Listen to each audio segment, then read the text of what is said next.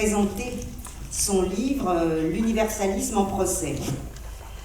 Alors, nous assistons depuis maintenant un certain nombre d'années à une réévaluation de la question de l'universalisme, philosophie politique issue de la philosophie des Lumières et de la Déclaration des droits de l'homme et du citoyen du 26 août 1789, qui proclame que l'ensemble des citoyens relèvent de droits identiques, quelles que soient leurs particularités culturelles ou religieuses, dans le cadre d'une unité inaliénable du genre humain. On parle même aujourd'hui d'une crise de l'universalisme. Cet universalisme est aujourd'hui dénoncé au mieux comme un idéal obsolète, au pire comme une idéologie dissimulant, sous couvert d'une référence à des valeurs les plus nobles, dissimulant donc des entreprises d'une grande violence, puisqu'il a justifié en son temps la conquête coloniale et le racisme. Il est accusé d'avoir justifié l'imposition d'un mode de vie et d'un système de valeurs et d'être au final l'instrument d'une oppression de la population majoritaire à l'encontre des minorités dont les modes de vie sont stigmatisés. Il serait avant tout une production occidentalo-centrée, une tentative d'imposer une vision propre à l'Occident, refusant la pluralité des cultures et prônant l'éradication des différences au nom d'un système de valeurs qui serait supérieur. Il est un avatar d'une pensée hégémonique assimilée à de prétendues valeurs républicaines.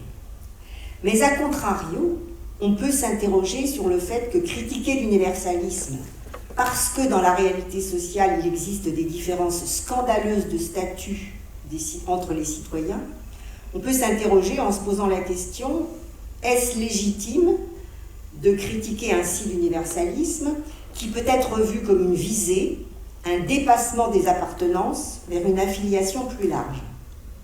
On peut aussi s'interroger, est-ce qu'un système de valeurs émergeant dans une culture particulière, certes géocentrée, n'aurait pas vocation à viser l'universalité?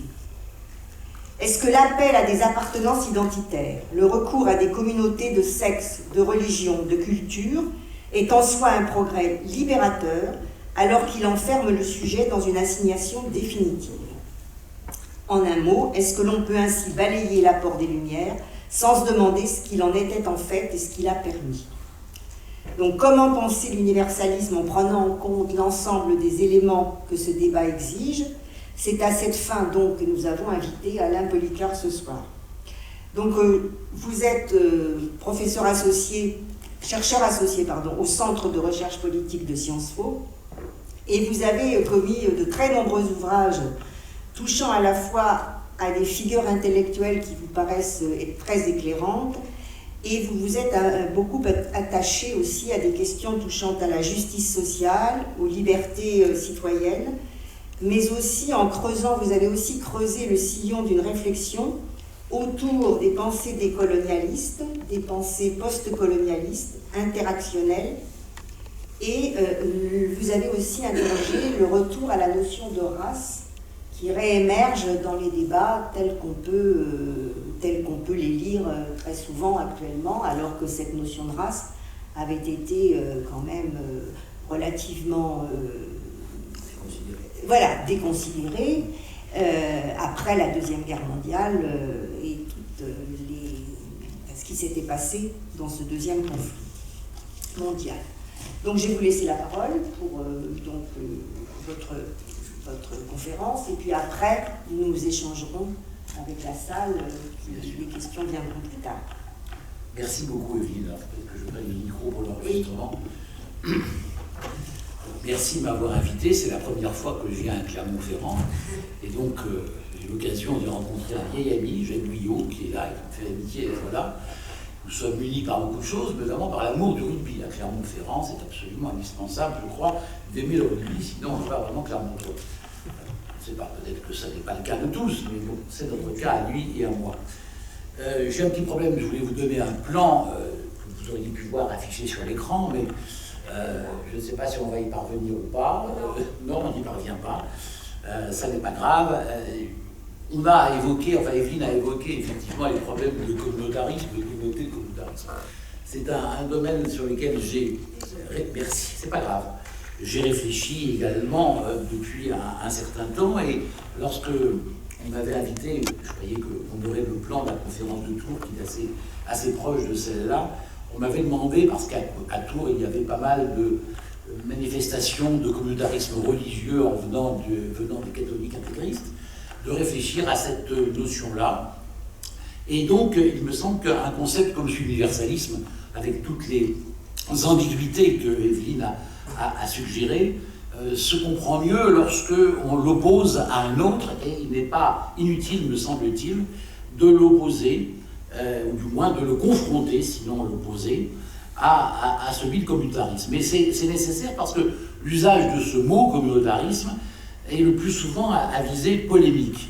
Et on le dénonce, et on le dénonce surtout dans une direction donnée contre l'islam, qui est compris comme la source de la radicalisation islamiste, et qui est érigée ainsi en figure de l'altérité. Or, le terme communautarisme, donc je vais réfléchir un instant avec vous là-dessus, apparaît en France dans les années 80, 1980, pour désigner certaines minorités sexuelles, notamment au moment du vote de la loi sur le Pax en 1999, mais surtout ethno-raciales et religieuses, les supposés musulmans étant à cet égard tout particulièrement ciblés. Il prend sa connotation actuelle à l'occasion de la première affaire du voile, dont nous ne sommes pas sortis, l'affaire de Creil en 1989, et plus encore après la première guerre du Golfe et la décennie noire algérienne. L'usage du mot va ensuite exploser après le 11 septembre 2001, et plus encore en 2003, au moment des débats de la commission Stasi autour du projet de loi relatif aux signes religieux à l'école. Le succès de ce terme s'est bâti sur une ambiguïté. La communauté renvoie aussi bien à la contrainte que les traditions font peser sur la liberté individuelle qu'à l'idée que nous ne réalisons notre pleine humanité que dans l'intersubjectivité. D'un côté, on a une communauté fermée, exigeant la soumission de ses membres à une identité collective considérée comme première, et de l'autre, à l'opposé, on a l'adhésion volontaire à une communauté de valeurs, une communauté ouverte, qui n'exige nullement la mono-appartenance identitaire, mais qui, au contraire, fait de la multiplicité de cette appartenance un instrument de l'autonomie. Il faut être extrêmement clair, il ne fait aucun doute que la mise en avant d'une identité exclusive de tout autre, c'est le contraire de la liberté. La liberté exige de tisser ensemble toutes nos déterminations de classe, de genre, de race, je mets race entre guillemets, mais s'il le faut, on s'expliquera sur l'usage du terme. Race au pluriel, en général, c'est l'usage qu'on font les racistes. Et quand on parle de la race, quand on parle du genre, c'est un domaine d'étude, et un domaine d'étude qu'on ne peut pas esquiver, mais on en reparlera peut-être.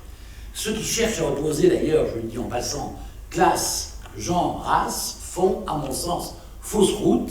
Il n'y a pas de hiérarchie entre les luttes, tout simplement parce que nous ne pouvons mettre en sommeil une partie de ce qui nous constitue. On a pourtant en France systématiquement privilégié le communautarisme comme exclusivisme. Le communautariste, c'est toujours l'autre, nonobstant l'existence de plus en plus préoccupante d'une forme d'identitarisme républicain qui, au moins implicitement, adopte une posture exclusiviste. On construit ainsi le mythe d'un modèle républicain, entre guillemets, attentif à intégrer les minorités, et dans le même mouvement, on diabolise à la fois le concept de communauté, lorsque celle-ci n'est pas nationale, la communauté nationale n'est pas diabolisée en général, et le fait communautaire en tant que tel. Pourtant, lorsque les communautés se présentent comme des communautés de vie, n'ayant aucune visée politique, pure communauté émotionnelle, elles relèvent du droit des citoyens à s'associer librement. On peut citer d'ailleurs d'innombrables communautés qui ne constituent aucunement une menace pour l'unité du corps social. Les communautés de mémoire, dites d'intérêt, de goût, de valeurs, de croyances, de langue, de travail solidaire, de participation au même projet, la liste n'est pas exhaustive, bien évidemment. Il existe donc un idéal communautaire qui ne mérite pas du tout l'opprobre dont il est généralement frappé. L'insistance sur les héritages sur les significations, les valeurs partagées, sur la solidarité, la fraternité, sur les liens affectifs, sur la participation active au groupe. Voilà ce qui peut être mis au compte positivement de cet idéal. La communauté renvoie donc largement à la chaleur des rapports directs entre des individus réunis autour d'un projet ou d'une histoire, que cette dernière soit réelle ou largement mythique. En outre, nous ne devrions avoir aucune difficulté à reconnaître que l'individu n'est pas capable de manifester une psychologie humaine complète sans cette médiation-là. Dès lors, le droit d'appartenir volontairement à des communautés ouvertes constitue l'un des droits les plus fondamentaux de l'individu moderne. La lutte contre le véritable communautarisme, c'est-à-dire celui qui exclut et ne préserve pas la valeur fondamentale de l'autonomie de l'individu, ne peut pas être séparée des politiques sociales pour lutter contre les discriminations et les inégalités à travers, par exemple, des mécanismes de redistribution qui sont encore largement à réinventer. Et des politiques culturelles contre les assignations identitaires et les dominations communautaires. Cette lutte suppose, je crois, la défense d'une conception de la laïcité qui soit réellement inclusive. J'y reviens parce que, comme je le disais il y a un instant, depuis 1989, on n'est pas sorti de cette querelle laïcité. La laïcité, qui est un des plus beaux outils d'émancipation, a tragiquement été transformée ces dernières années, peut-être pas dès 1989, mais pas longtemps après, en marqueur identitaire.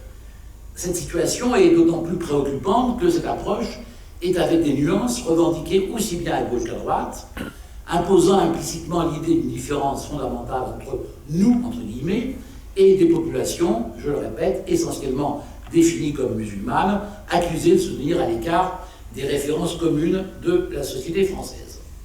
Les élites, entre guillemets, également, n'échappent hélas pas à ce que un sociologue qui s'appelle Philippe Portier a appelé très justement le réenracinement nationaliste de la conscience occidentale.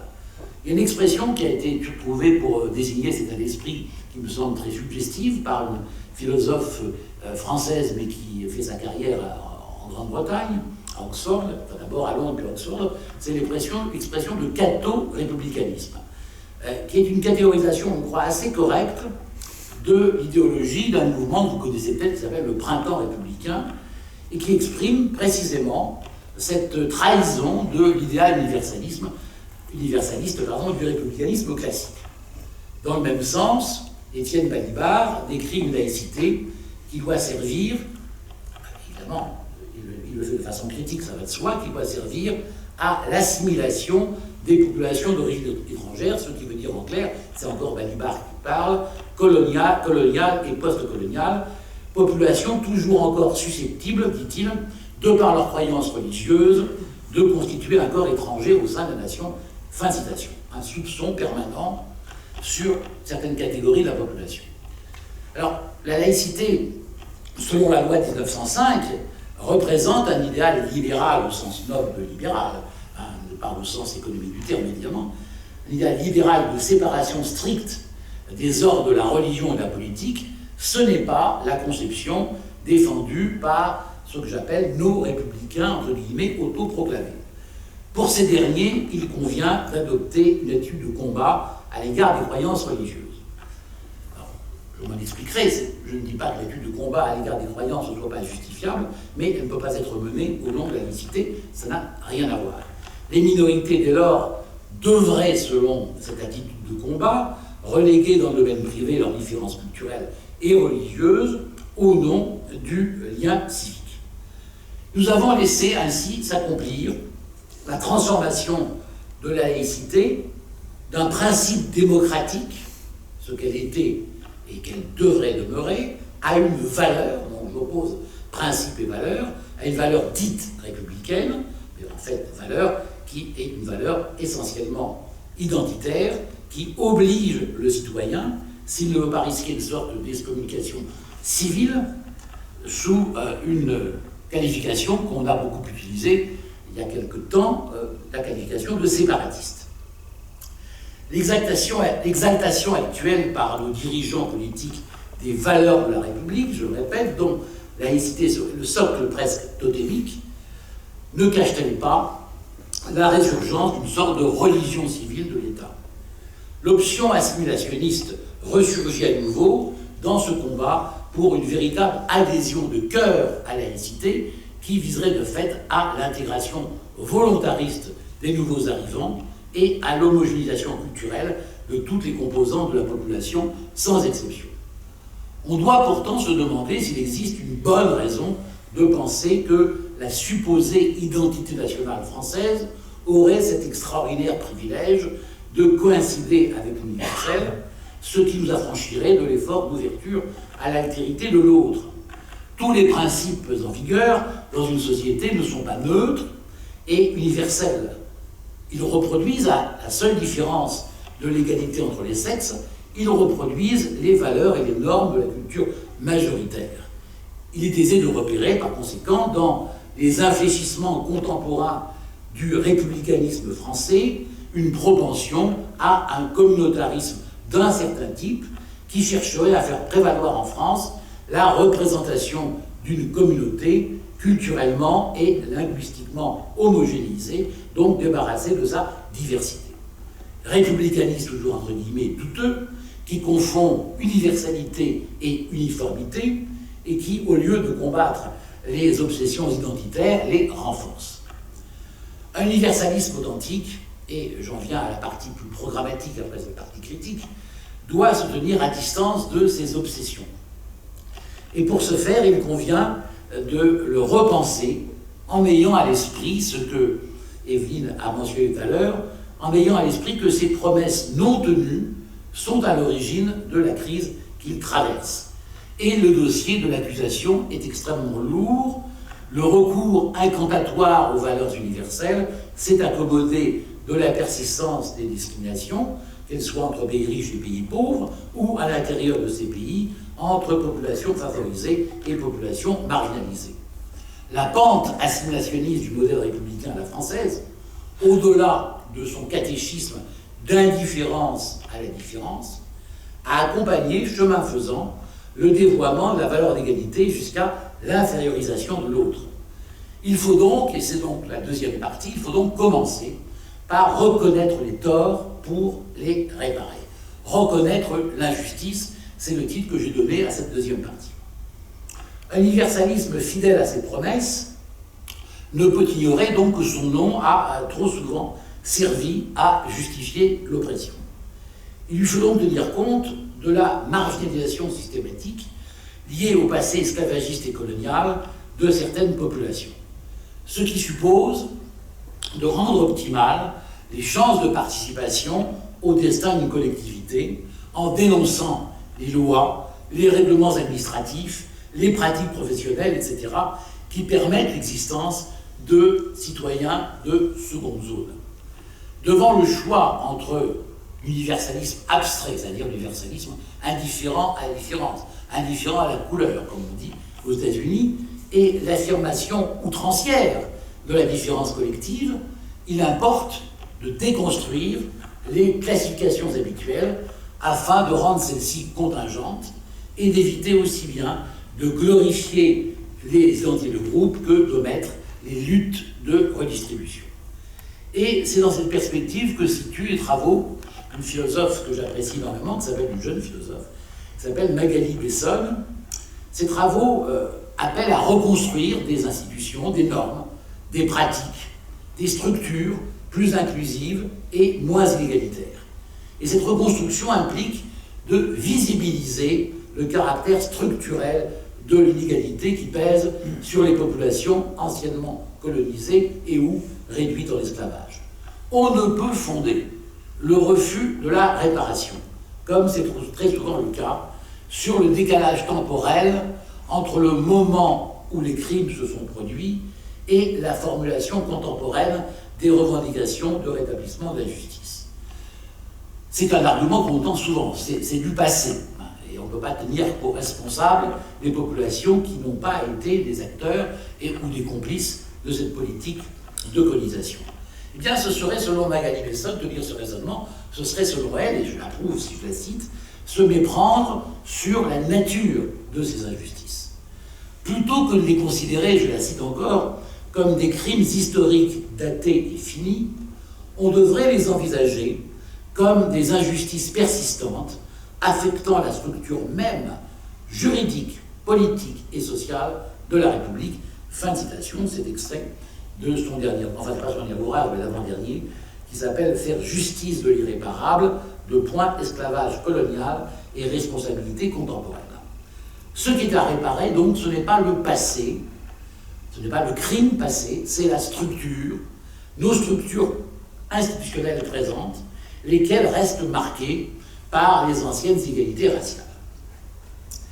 On pourrait rétorquer qu'une bonne part de ces dernières ont déjà été corrigées.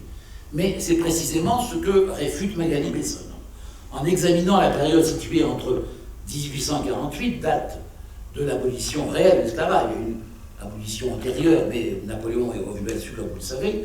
Donc entre 1848 et les indépendances, Magali Besson montre que les structures juridiques et socio-économiques de la France ont non seulement été installées par l'expansion coloniale, mais qu'elles restent productrices d'injustice raciale. Dès lors, dit-elle, nous sommes responsables des crimes dont nous avons bénéficié. C'est un argument que je trouve solide, on peut évidemment en discuter. Et en tout cas, ce point est essentiel pour ma démonstration, puisqu'il dit clairement que l'esclavage et la colonisation ne sont pas, comme le pensent encore certains républicains, entre guillemets, totalement des anomalies. Ils ont été justifiés précisément au nom des idéaux de la République, de sa mission civilisatrice. Ce terme a été utilisé extrêmement fréquemment. Dès lors, le fait que les générations présentes ne soient pas coupables de l'esclavage colonial, qu'elles n'aient pas commis de faute morale pour laquelle on pourrait les blâmer, qu'elles ne soient pas causalement responsables, n'implique pas qu'elles ne puissent pas être tenues de réparer. Et l'universalisme que je défends ne peut pas ignorer cette question de la réparation, puisque si on l'ignorait, ça, à mon sens, ça en invaliderait le projet même. Et ce projet doit prendre en considération l'appropriation, on dit parfois en philosophie la réitération, cette part de réinvention de l'universel dans chaque situation particulière, sur laquelle un philosophe américain, Michael Walzer, avait insisté, en France, Paul Ricoeur également, même si Paul Ricoeur était un philosophe chrétien. Ils ont mis l'accent l'un et l'autre sur cette question de la réinvention qui invalide, à mon sens, l'argument selon lequel les conditions particulières de formulation de l'idéal universaliste, Evelyne l'a cité également, ces conditions particulières en limiteraient fortement la portée, ce qui impliquerait, et ce débat n'est pas un débat qui n'a pas d'existence concrète, il a eu lieu, ce qui impliquerait l'existence de valeurs asiatiques ou à l'opposé de valeurs occidentales, argument d'ailleurs qui exclurait la possibilité de la traduction transculturelle. Il n'est pas d'ailleurs inutile de rappeler que cet argument qu'on oppose parfois à l'universalisme n'est jamais mobilisé lorsqu'il s'agit de parler de science. L'algèbre, remarque un de mes amis, Francis Wolff, dans son beau plaidoyer pour l'universel, l'algèbre, bien que née à Bagdad, n'est pas une science abbasside. Pourquoi l'argument serait-il valable pour les droits humains? Pourquoi les droits humains ne seraient pas universels? Parce qu'ils sont nés, effectivement, dans un contexte spécifique occidental. Un être humain peut évidemment faire valoir des droits qui transcendent les frontières identitaires. Partout où l'on cherche à restreindre la portée de ces droits, à relativiser leur champ d'extension, eh bien la République est philosophiquement incapable de défendre ces principes. Les défend-elle, ces principes, lorsque, ayant renoncé à assimiler, l'assimilation, à part Marine Le Pen ou l'extrême droite en général, est un mot qu'on n'utilise plus, est-ce qu'elle les défend lorsqu'elle cherche à intégrer? Alors ça, c'est un sujet extrêmement conflictuel également, parce que beaucoup de gens qui sont très engagés à gauche pensent que le terme d'intégration reste parfaitement valable. Donc je vais examiner dans ce troisième point, je vais me demander si ce modèle français d'intégration est bien au service de l'universalisme. Ne vous affolez pas à cause du papier. Il y a d'autres choses derrière, donc l'exposé n'est pas aussi long que le papier le laisse supposer. Donc ma question est la suivante. Le concept d'intégration décrit-il réellement le moyen par lequel s'accomplirait dans la dignité l'accueil des populations étrangères? Permet-il vraiment d'échapper aux tentations identitaires? Ou, si l'on préfère, l'intégration est-elle donc au service de l'universalisme? Dans sa leçon inaugurale au Collège de France, le 13 décembre 2019, François Héran montre clairement les difficultés d'apprécier sereinement la notion. Je le cite. Il dit « Certains auteurs valorisent l'idéal de l'intégration, d'autres le jugent insuffisamment contraignant, d'autres dénoncent dans le mot d'ordre de l'intégration un instrument de domination. » Il fait assez bien le tour des positions possibles par rapport à cette question. Mais avant d'examiner les raisons de choisir entre ces points de vue, il faut faire peut-être un état des lieux. Lorsqu'on compare nos résultats français, avec ceux de pays d'immigration ancienne, comme le Royaume-Uni, ou d'immigration récente, comme le Portugal, dans 3 domaines qui sont des domaines très importants, le marché du travail, les conditions de vie, l'engagement civique et social, eh bien, dans ces 3 domaines, la comparaison n'est pas à notre avantage. Je fais référence aux enquêtes menées par l'OCDE et par la Commission européenne, qui retiennent un très grand nombre d'indicateurs, 74, mais incontestablement, ils vont dans le même sens. Notre modèle, s'il a pu fonctionner, ne fonctionne plus. Et c'est également le cas lorsqu'on prend les résultats scolaires des enfants d'immigrés. On voit les enquêtes PISA qui montrent que les inégalités sociales entre élèves continuent de se creuser, et par conséquent, là aussi, nous sommes à la traîne. Comment interpréter ces performances pour le moins médiocres? L'horizon de l'intégration à la nation, l'intégration française à la nation, c'est l'appartenance individuelle à cette entité qu'est la nation. Ou pour utiliser une expression assez connue désormais, qui est celle de Dominique Schlapper, l'intégration à la communauté des citoyens. Cet idéal, précisément, définit ce qu'on a considéré de façon quasiment canonique comme les attentes de la population vis-à-vis des étrangers. Est-ce que pour autant il est incontestable, cet idéal? Il n'est pas incontestable pour ceux qui le considèrent comme insuffisamment exigeant, puisqu'il laisserait, à l'opposé du modèle assimilationniste, il laisserait la possibilité aux étrangers de conserver leur particularité culturelle au risque du séparatisme, soupçon qui s'adresse avant tout aux musulmans et qui mobilise souvent, sans le dire explicitement, le concept d'inassimilabilité. Donc pour cela, évidemment, il n'est pas suffisamment contraignant, suffisamment exigeant.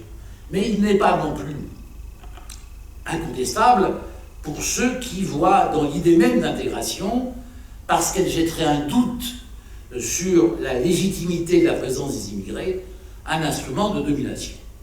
Si pour les premiers, ceux qui sont donc considèrent que ce modèle n'est pas suffisamment exigeant, si pour les premiers l'inégalité entre natifs et immigrés est consubstantielle au statut d'immigré, pour les seconds, cette inégalité n'est que la perpétuation de la ségrégation instituée dans les anciennes colonies.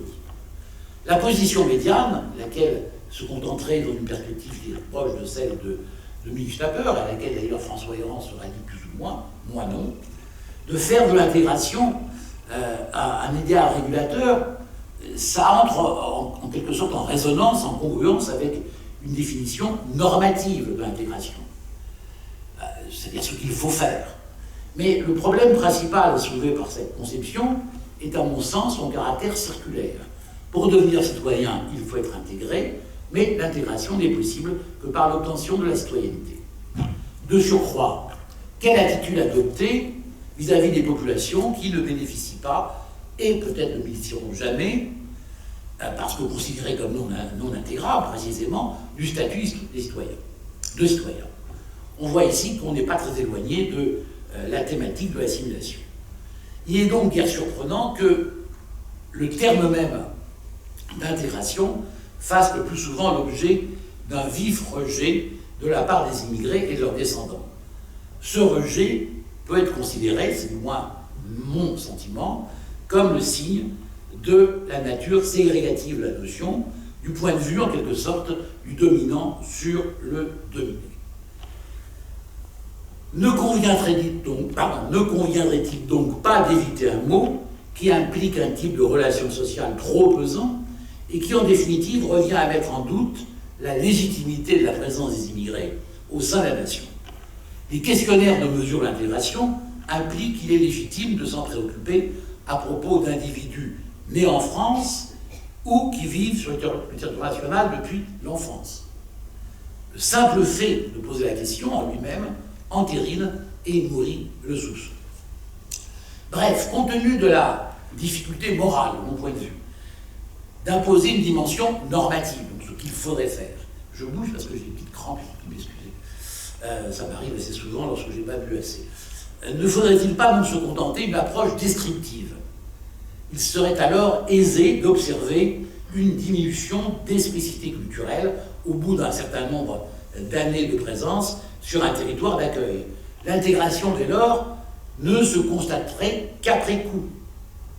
Autre argument en faveur de cette approche descriptive, la difficulté d'établir un bilan sans une définition consistante de l'identité nationale. Parce qu'on s'intègre à quoi? À une nation qui aurait une identité. Mais qu'est-ce que c'est que l'identité nationale? Or, celle-ci est sinon introuvable, au moins évanescente. La difficulté de la définir entretient un lien étroit avec celle de l'appréciation du niveau d'intégration des populations immigrées. En définitive, quoi qu'il en soit du caractère heuristique de la notion, il n'est pas indifférent que ceux à laquelle elle est supposée s'appliquer la rejettent largement. Ce modèle d'intégration à la française me semble lié à une conception extrêmement contestable de l'universalisme, qu'il est commun, depuis un article d'un philosophe que je citais tout à l'heure, Michael Walzer, de désigner comme l'universalisme de surplomb. Il est un autre nom pour cet universalisme de surplomb, celui que propose Aimé Césaire, l'universalisme décharné. À cet universalisme-là, on opposera un universalisme ouvert à l'altérité, un universalisme pluriel, attaché à rendre possible un monde commun. Et j'en viens à ma dernière partie, avant quelques mots de conclusion, qui est penser un monde commun, et je l'ai sous-titré la nécessité d'une cosmopolitique. Parce que c'est un domaine aussi sur lequel j'ai réfléchi ces dernières années. La question majeure de l'anthropologie politique, je me lève, vous m'excusez, pour moi avoir mal, concerne la possibilité d'un monde commun et les conditions de son partage, car précisément le commun, c'est ce qui se partage. Je fais référence ici à la pensée d'Hannah Arendt. Pour celle-ci, ce monde n'est pas celui d'une appartenance nationale spécifique. Il est une sphère composée de liens tissés entre ceux qui se reconnaissent mutuellement comme des égaux. Arendt distinguait clairement entre la nation, je la cite, cette société fermée à laquelle on appartient par droit de naissance, et l'État, une société ouverte, je la cite encore, qui connaît seulement des citoyens, peu importe de quelle nationalité. Son ordre légal est ouvert à tous ceux qui vivent sur son territoire. Je dis en passant que c'est parce qu'on est véritablement acharné à avoir une conception de la citoyenneté extrêmement étroite, qui suppose qu'il faut être français pour être citoyen, qu'on n'a toujours pas accordé le droit de vote aux étrangers aux élections municipales ou aux élections non nationales. Arendt cherchait précisément le moyen d'échapper à l'aporie de droit faisant des nationaux, comme je viens de le dire, les seuls citoyens. Le commun donc n'efface pas les différences, il les présuppose. Et la question alors devient de savoir ce que nous avons en partage dans nos différences. D'ailleurs, si on analyse les revendications identitaires comme la conséquence d'un déficit, voire d'un déni de reconnaissance, il est utile, me semble-t-il, de considérer ce déficit comme la marque d'une insuffisante intégration de nos passés dans une histoire commune. L'idée d'un monde commun s'oppose radicalement à une façon très courante, indépendamment des préférences partisanes d'ailleurs, de définir le politique, à la suite du juriste allemand sympathisant du nazisme, Carl Schmitt, par la relation ami-ennemi. Beaucoup d'auteurs de gauche considèrent cette définition du politique comme absolument indépassable. Et bien, malgré son succès académique, cette opposition n'est pour moi qu'une définition possible et pas la meilleure. Et pourquoi pas la rigueur? Parce qu'elle relève en définitive de l'obsession de l'homogénéité, pour ne pas dire de la pureté. J'ajoute que cette définition est encore radicalisée chez un autre penseur nazi, grand philosophe pour beaucoup, mais nazi néanmoins, Heidegger, pour qui la politique est compris, le politique, pardon, est compris comme affirmation de soi, je cite, affirmation de soi du peuple, conception implicite défendue par tous les populismes contemporains. Ne pourrait-on pas faire valoir que le politique est avant tout l'art d'accepter la pluralité des modes d'existence et le pluralisme des valeurs? À l'idéal de pureté, il faut opposer le modèle de la contamination, lequel conduit à énoncer la règle d'or du cosmopolitisme, que vous connaissez tous: je suis humain et rien de ce qui est humain ne m'est étranger. Bien avant les mouvements migratoires contemporains, les stoïciens ont contaminé précisément les cités grecques où ils enseignaient, en s'appuyant sur le savoir qu'ils avaient amené de leur pays d'origine. Comme l'écrit un philosophe à la fois américain et d'origine ghanéenne, Kwame Anthony Appiah, qui est un de mes grands inspirateurs, le cosmopolitisme a été inventé par des contaminateurs qui voyageaient seuls. Le projet cosmopolitique apparaît ainsi comme la conséquence logique du refus de l'obsession de l'homogénéité. Considéré d'un point de vue moral, il se fonde sur le principe de l'égale considération due à chaque être humain, sans égard à la nationalité ou à l'appartenance à un quelconque sous-groupe de l'humanité. Néanmoins, tenir à distance tout repli sur les identités d'origine, affirmer que les peuples et les nations n'ont aucune valeur morale en tant que telle, en soi, ce n'est pas leur refuser ce qu'on peut appeler des valeurs morales dérivées. Ils peuvent en effet fournir à leurs membres des contextes de joie variés et dès lors constituer, je le disais au début lorsque je parlais de communauté ouverte, une condition de l'autonomie individuelle. L'attachement au monde comme référence ultime n'est pas incompatible par conséquent avec le souci du local, comme les stoïciens qui eux-mêmes se disaient membres de leur petite cité comme de la grande humanité, nous le rappellent par l'intermédiaire d'un des leurs, peut-être un des plus connus, qui est Marc Aurèle, et qui disait « Ma cité, ma patrie, en tant qu'Antonin, c'est Rome, en tant qu'homme, l'univers. En conséquence, les choses utiles à ces deux cités sont pour moi les seuls biens. » Le cosmopolitisme ne serait évidemment rien d'autre qu'une chimère s'il cultivait le fantasme citoyen désincarné. Il nous faut en quelque sorte concilier les exigences de la raison et notre essentiel besoin d'appartenance et de solidarité. Il faut y insister, la citoyenneté universelle se forme empiriquement. Selon une célèbre formule que chacun reconnaîtra, on ne naît pas citoyen du monde, on le devient.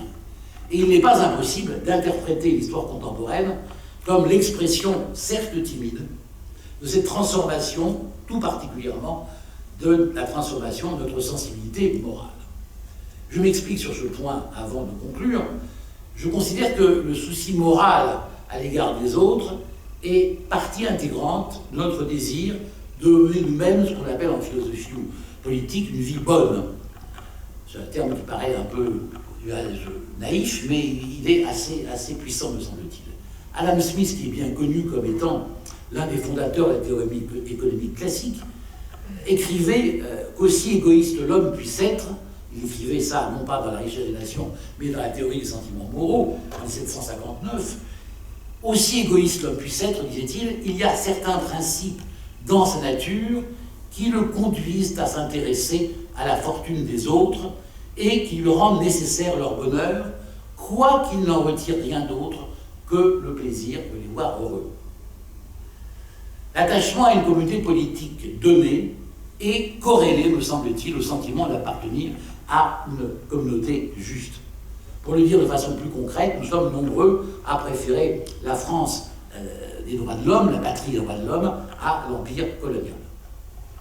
Le cosmopolitisme doit donc être envisagé comme une valeur à promouvoir, un horizon, ce qui passe par un intérêt tout particulier pour le sort réservé à l'étranger. En conséquence, l'hospitalité est une vertu capable de nous émanciper de nos illusions identitaires. Dans cette optique, le cosmopolitisme, c'est donc le moyen d'une édification morale des individus à partir des relations qu'ils entretiennent les uns avec les autres. Je me contenterai aujourd'hui de cette dimension morale, mais bien entendu, il faut en outre se donner les moyens d'inscrire le cosmopolitisme à l'agenda politique. Il est évident que la tâche est lourde et longue. Il faudrait que je montre, si j'en avais le temps, mais ça me conduirait à un autre exposé, que le cosmopolitisme me paraît être l'expression contemporaine la plus convaincante d'une théorie de la justice globale, tout simplement parce que les problèmes que le monde se pose ne se posent jamais dans un seul pays, sauf si ce pays vit en autarcie, il y en a quand même très peu. La Corée du Nord est probablement le seul exemple. Et encore. Il n'est pas autarcique par rapport au virus, en tout cas. Je voudrais, pour conclure, donc, insister sur le fait que nous vivons exposés les uns aux autres et non enfermés dans des cultures et des identités. Notre commune vulnérabilité justifie que nous tissions des solidarités. Parce que, comme l'écrit Achille Mbembe, encore un auteur qui m'inspire beaucoup, nous sommes tous des passants. Et parce que nous sommes tous des passants, l'identité n'est pas essentielle. Contrairement à ce que décrit la fiction raciste, je le cite encore parce que c'est magnifique, il n'existe pas de corps pur, de culture pure, de sang pur. En matière de corps, de religion, de culture ou de sang, le blanc n'existe tout simplement pas. Tous les corps sont gris, ocre et obscurs. Et c'est ce qui fait d'eux des corps vivants et humains. Et à ce titre poreux, ouverts sur ce qui les fait vivre, sur la chair du monde. Fin de citation. La tâche de la démocratie planétaire est dès lors de refuser d'inscrire de nouvelles fermetures. Comment en effet ne pas percevoir qu'il existe un lien fortuit entre ce que nous sommes et cet endroit que nous habitons, perdu dans un canton de l'univers, comme le disait joliment Pascal. Merci beaucoup.